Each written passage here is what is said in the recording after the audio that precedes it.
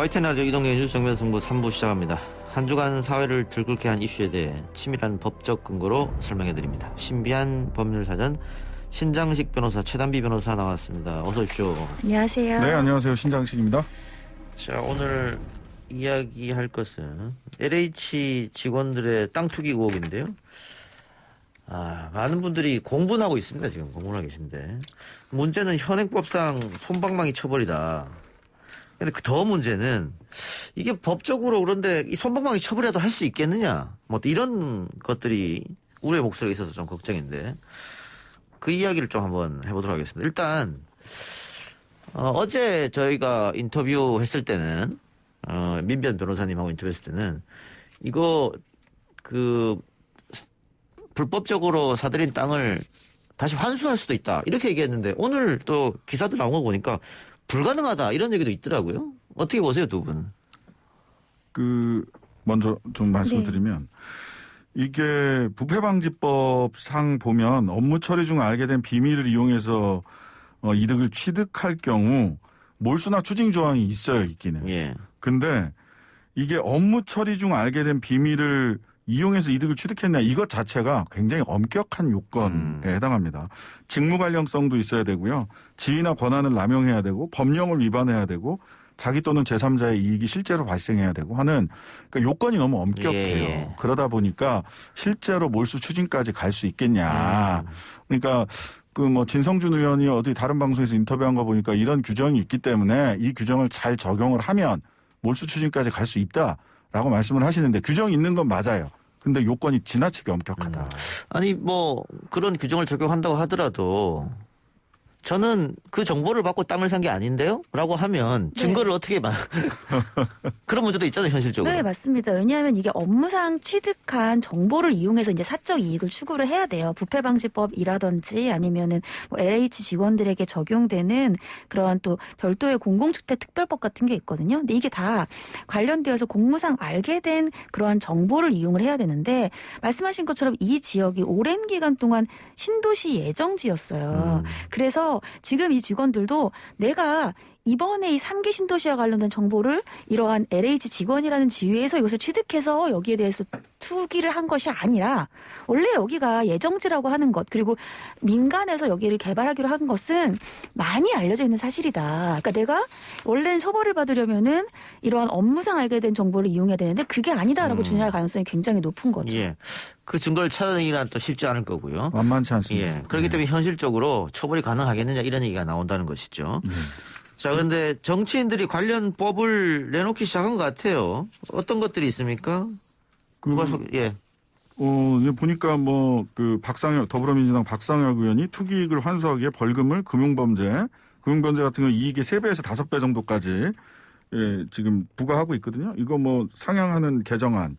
문진석 의원은 정보 누설 등을 1년 이상의 유기징역과 3배에서 5배 벌금에 처하도록 하는 내용의 공공주택 특별법 개정안 등등 장경태 의원, 안병길 의원 많이들 내놓으셨는데요. 예. 이거를 전체적으로 쭉 보자면 뭐냐면 하나는 처벌을 더 엄하게 하는 거예요. 예. 근데 우리가 정인이법이나 아동들과 관련된 성폭력법 이런 등등등 이거 보면 문제는 뭐냐면 처벌을 높이잖아요. 예. 그러면 법원에서는 요건을 더 엄격하게 봅니다. 지금도 그러니까 범죄로 성립하는 요건이 엄격한데 그냥 그 요건을 그대로 둔 채로 처벌만 높인다.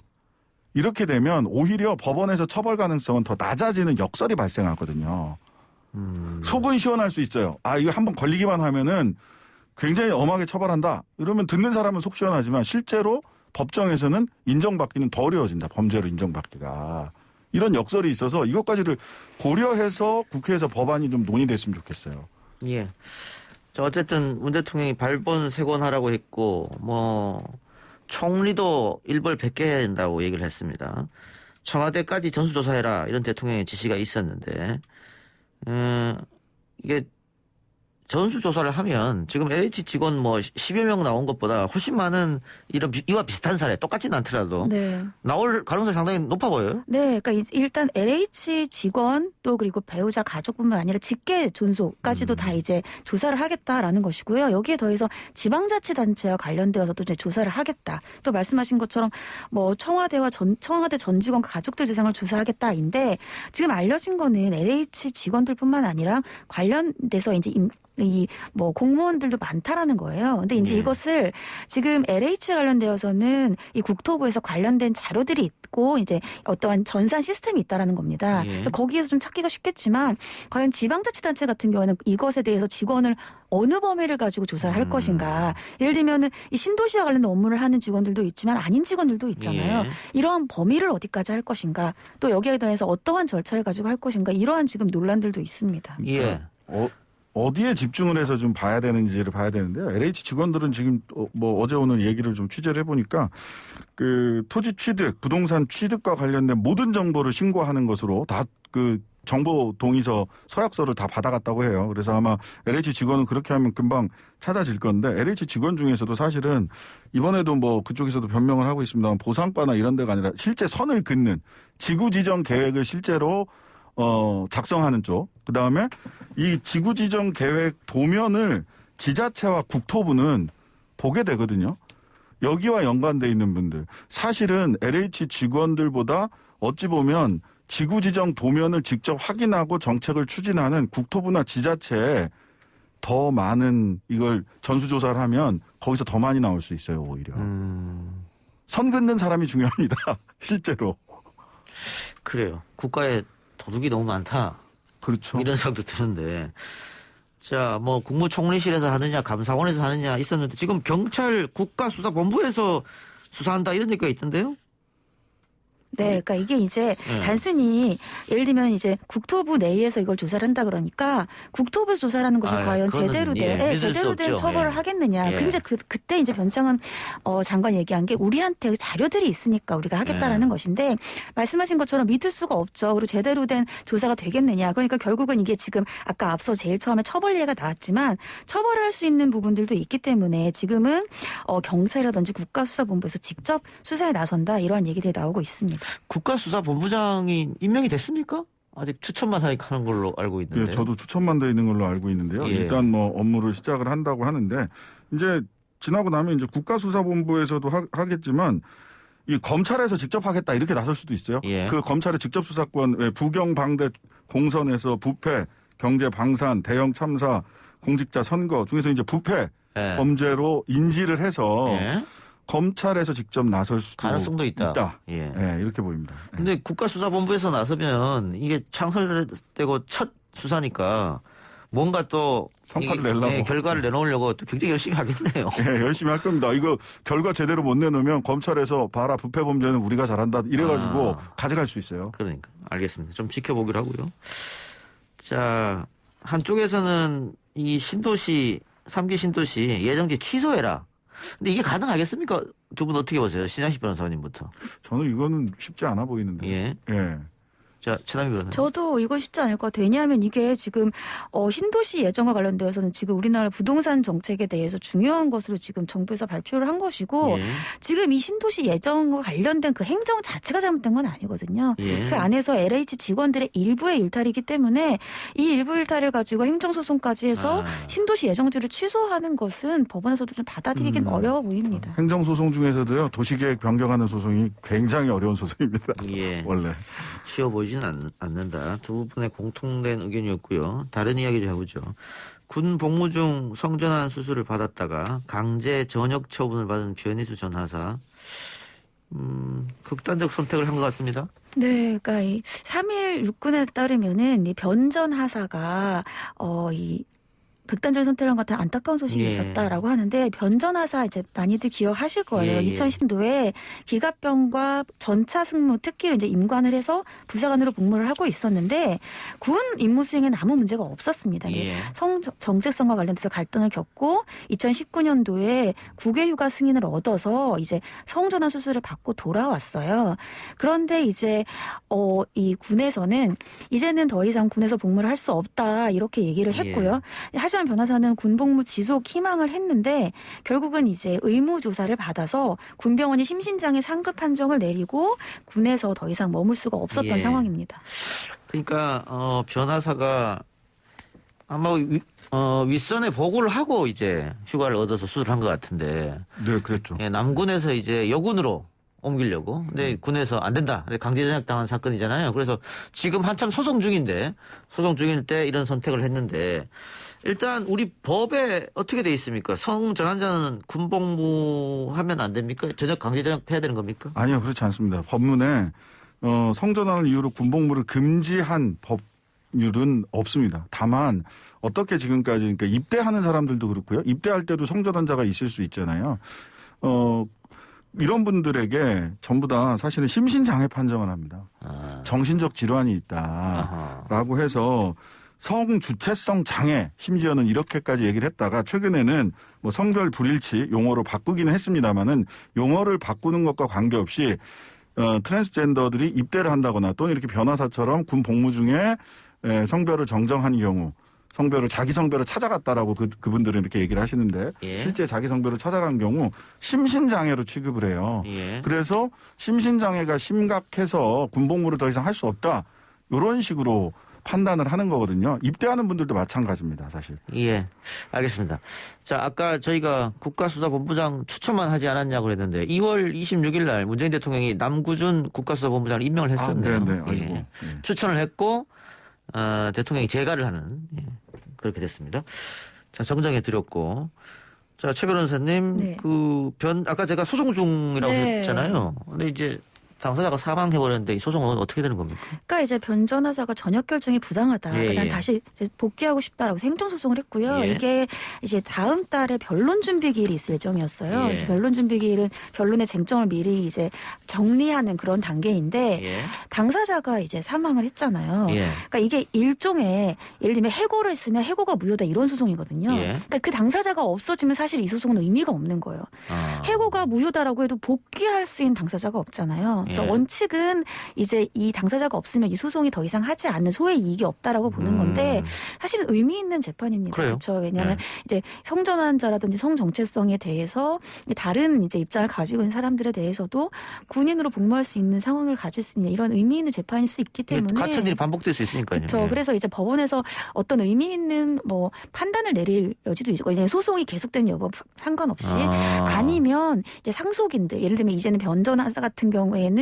아마 배우자나 자식은 없는 걸로 알려져 있으니까 예. 이제 부모님이 이제 상속인이 되겠죠. 부모님이 계속해서 그 소송을 수기할 수는 있는데 사실 부모님 소송을 수기했을 때 법원이 그걸 인정해 줄 것이 왜냐하면 당사자가 아니니까 예. 또 그런 부분도 쟁점이 될 수 있습니다. 아, 이게 좀 복잡하게 돌아가네요. 예, 좀 지켜보고요.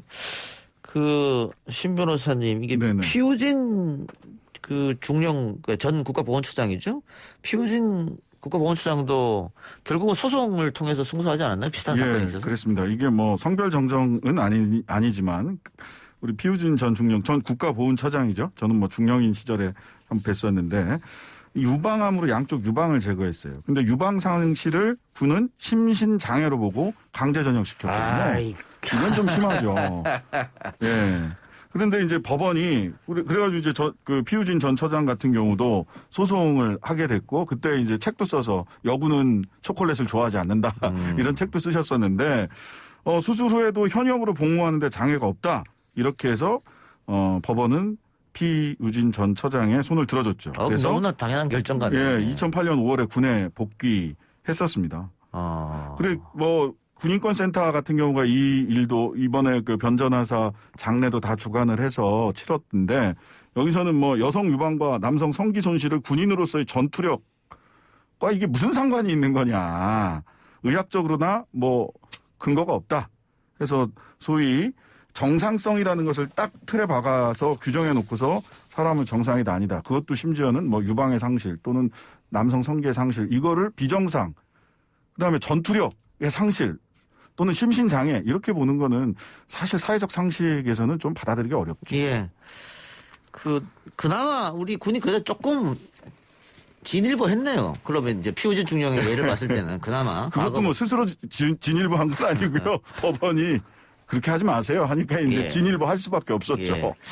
그런데 변전하사뿐만 아니고 제주 퀴어문화축제 공동조직위원장 김기용 씨도 지난달 말에 극단적 선택을 해서 많은 분들이 안타까워했었는데 그래서 얘기가 나오는 게 차별금지법이 국회에 통과됐다면 이분들이 이런 선택을 했겠느냐 이런 이야기가 나옵니다. 어떻게 보세요? 그러니까 이게 지금 차별금지법이라고 하는 게 이번 사건 변전하사 같은 경우에는 성적인 지향성인 것이고요. 그것뿐만이 아니라 뭐 인종이라든지 성병이라든지 어떠한 것들을 근거로 해서도 차별을 금지하는 이 법이 차별금지법인데 차별금지법이 있었으면은 당연히 이런 예를 들면 지금은 개정이 됐습니다만 병역 판정 신체 검사 규칙 그래서 성적인 이 성별 불일치 뭐 이런 것들이 예전에 적용이 안 됐겠죠. 근데 이런 법이 그동안 이제 보수 기독교 단체가 계속 반대를 해서 17대에서 19대 국회에서 계속 관련 법안이 발의가 됐는데 이제 폐기가 되는 것이 반복이 됐었어요. 그러니까 이렇게 반대를 하는 그 보수단체 같은 경우에는 이 차별금지법이 통과가 되면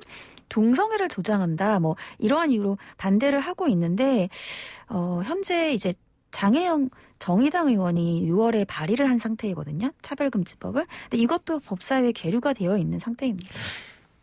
이 차별금지법이 말 그대로 모든 차별에 대해 반대한다. 이건데 특히 동성애에 관해서는 그 종교계에서 극렬하게 반대하고 저항하고 있기 때문에 종교개표를 의식하지 않을 수 없는 정치권으로서는 그 법안을 통과시키기는 부담이 좀 될 것 같아요. 예, 뭐 부담이 될 수 있습니다. 지금까지 그래왔고요. 근데 이제 문제는 그러다 보니까 사실 종교계에서 논의 자체를 좀 가로막는 측면이 있어요. 그러니까 차별금지법도 나라마다 그 열거하는 조항들이 좀 많이 다르거든요. 뭐 북유럽 같은 경우는 뭐 전과에 의한 차별 이런 것도 딱 열거돼 있기도 하고 각국마다 차별금지의 사항들 이렇게 딱 명시한 사항들이 많이 달라요. 성적 지향으로 할 거냐, 성별 정체성, 성적 지향 뭐 이런 것들을 다 넣을 거냐 다른데 그 장혜영 의원 발의한 안이 한 번도 소위가 개최되지조차 못했거든요. 다만 조금 이 논의를 조금 앞당길 수 있다라고 생각이 되는 건 더불어민주당의 그 중진 의원인데 이상민 의원도 이 평등차별금지법 발의를 준비하고 있습니다. 그러다 보니까 아무래도 이번에는 그 이전에는 사실은 그 국회에서의 진지한 논의 자체가 차단된 측면이 있었는데 이번 21대 국회에서는 뭐 이상민 의원도 발의를 하셨고 했기 때문에 내용상의 차이는 있지만 장혜영 의원 발의안과 논의는 좀 국회 안에서 이루어질 수 있지 않을까. 그리고 종교인분들의 의견도 저희들이 다 국회에서는 다 존중을 해야죠. 하지만 논의 자체를 차단하는 방식 이건 좀 지양해야 되지 않을까 하는 생각이 듭니다. 예. 차별금지법 뭐 꽤 오래전부터 이 얘기가 나왔습니다만 계속해서 우리 사회에 논쟁거리가 남아있다 이런 말씀 드리면서 다음 주제로 갑니다. 엊그제죠. 정인이 양부모에 대한 세 번째 공판이 있었는데 재판 마치고 정인이 양부가 무릎을 꿇고 죄송하다 살려달라고 얘기했습니다. 그 옆에 있던 여성분은 그 양모는 아니었죠? 네. 아니었었고. 근데 왜 양부가 갑자기 취재인 앞에서 무릎을 꿇었느냐 이런 의문점이 생기는데 어떤 내용이죠? 그러니까 이제 그날 재판이 있었습니다. 근데 이제 양부가 재판을 마치고 앞에 시위대들이 있으니까 법원 반대편 출입구로 나온 거예요. 그랬는데 이제 발견해서 취재인들이 따라가면서 계속 질문을 던진 겁니다. 뭐 아이가 계속 방치됐다고 지인이 진술했는데 어떤 입장이냐 이러한 것들을 확 따라가면서 질문을 하니까 죄송하다라고 하다가 갑자기 도망치다가 멈추더니 무릎을 꿇고 사과를 하는 거예요. 그래서 이제 뭐 흐느끼다가 다시 일어나서 현장을 떠나는데 여기에 대해서도 비판이 굉장히 많습니다. 왜냐하면 재판에서는 자신은 이제 양모가 다 잘못했고 자기는 몰랐다 이러한 입장을 그랬어요? 그러니까 자신이 학대와 관련되어서 미필적인 고의가 있을 수는 있지만 대부분의 주범은 이제 양모다라는 식의 진술들을 하고 있다라고 지금 알려져 있어요. 그런데 기자들 앞에서 무릎 꿇고 잘못했다고. 근데 왜 갑자기 잘못했다고 하느냐? 재판정 안에서와 다르지 않느냐? 결국은 뭐 재판에 조금 뭔가 동정표를 호소하려는 게 아니냐, 뭐 악어의 눈물이다 이러한 비판들이 많습니다. 그런 비판이 충분히 있을 수 있겠네요. 자, 근데 어쨌든 지금 최 변호사 이야기대로 공소 사실을 양부모가 인정하지 않았으니까 대부분. 그래서 거짓말 탐지기도 동원됐다는 얘기가 있던데 맞나요? 예, 그렇습니다. 뭐 정인이를 발로 밟았는지 여부, 바닥에다가 던진 사실이 있는지 여부 등을 좀 물어봤는데요. 양모는 아니다. 라고 답변을 했는데 그 답변 전부 거짓이라고 거짓말 탐지기상으로는 나왔어요. 검사관 4명이 독립적으로 분석했는데 한둘이 아니라 전원이 저건 거짓말인데요. 라고 분석을 했습니다. 예. 그래서 임상심리평가도 따로 했는데요. 거짓말 탐지기 말고 임상심리평가를 이 사람이 어떤 심리 상태에 있는가 그랬더니 사이코패스 성향이 좀 높게 나타났다. 죄책감 보이면서도 뭘 잘못했는지에 대한 인식은 매우 부족하다. 정의를 잃어서 괴로워하면서도 정서적 스트레스는 받고 있지 않다라는 등의 결과를 내왔어요. 그러니까 괴롭기는 해. 근데 왜 괴로운지도 모르겠고 예. 본인이 그렇다고 심각하게 정서적 스트레스를 받고 있는 것도 아니다. 이런 근데 판단이에요. 이 예. 거짓말 탐지가 재판에서 증거로 인정됩니까? 이게 참고 자료입니다. 직접 증거가 되지 않습니다. 참고 자료? 예, 알겠습니다. 양호 아래층에 살던 주민도 재판에 증인으로 출석했다면서요? 네, 그러니까 이제 지금 여기에서 과연 이 아이에게 어떠한 정도의 강한 그런 외력을 강했는지가 중요한 쟁점이에요. 예, 왜냐하면 예. 살인의 고의를 인정해야 되기 때문에 예. 이게 같이 나왔던 지금 그 증인이 아래층에 살고 있는데요. 사건 당일 위층에서 쿵 하는 큰 소리와 심한 진동이 여러 차례 발생했다라고 하면서 그게 얼마나 심한 진동이냐면 헬스클럽에서 무거운 덤벨을 떨어뜨릴 때와 비슷한 소리가 났다라는 거예요. 그러니까 보통은 아이가 위에서 뛰어다니는 소리라는 완전 다른 소리다. 그러니까 이제 이러한 증인의 진술이 살인의 고의를 입증하는 데에 의미 있는 진술이 될 수 있습니다. 가능성이 있다. 예, 알겠습니다. 자, 최근 아동 학대 범죄 처벌 등에 관한 특례법, 이른바 정인이법이죠. 이게 국회에서 통과가 됐습니다. 물론 반대하는 국회의원도 있더라고요. 있긴 했습니다만. 통과됐는데 여전히 전문가들은 이 제2의 정인이를 이걸로 막을 수 있느냐 이런 얘기를 하던데 어떻게 두 분 생각은 어떠세요? 일단 이제 두 번의 개정을 했죠. 그리고 이 두 번의 개정이 나름 이제 다 의미 있는 개정입니다. 그러니까 예. 아동학대 살해죄를 신설한 것은 이제 살인죄가 고의성을 입증하는 게 어려워서 그런 것이고 또 이제 이 출동을 했을 때의 범위라든지 아니면 즉시 분리 같은 것들을 다 규정을 했어요. 그럼에도 예. 불구하고 아직 부족하다라고 하는 것이 우리가 즉시 분리를 하면 이 아이들을 보호해야 될 장소가 필요하잖아요. 그렇죠. 그런 것들이 아직 부족하다는 거예요. 우리가 전반적인 시스템이 그렇죠. 그러니까 처벌 강화 이런 뿐만이 아니라 이 아이들을 그러면 부모로부터 분리했을 때 우리가 사회가 어떻게 지켜줄 수 있는지 예. 이런 실효성 있는 것이 그러니까 필요하다. 앞에서도 말씀드렸는데요. 처벌을 강화하면 요건을 더 엄격하게 봅니다. 법정에서는 유죄 인정받기가 더 어려워지는 게 있고요. 예. 두 번째는 경찰, 전담기관, 공무원 이렇게 나뉘어져 있는 현장에서 대응할 수 있는 이 권한들이나 전문 인력들이 나뉘어져 있어요. 그래서 오히려 현장에 계신 분들은 경찰의 전문성을 조금 더 강화하는 게 낫다. 그래야 이 범죄에 이르지 않도록 할 수 있는 게 낫지 않냐. 그래서 현장의 현실이 법안에 제대로 담겨졌느냐. 이런 부분들에 대해서는 여전히 비판의 목소리가 있습니다. 알겠습니다. 좀 아쉬운 부분이 없지 않아 있습니다만, 예. 일단 법안이 통과됐고, 다시 다른 법안도 역시 지금 국회를 통과했으니까 좀 더 지켜보도록 하죠. 두 분 말씀 오늘 여기까지만 듣겠습니다. 수고하셨습니다. 네, 감사합니다.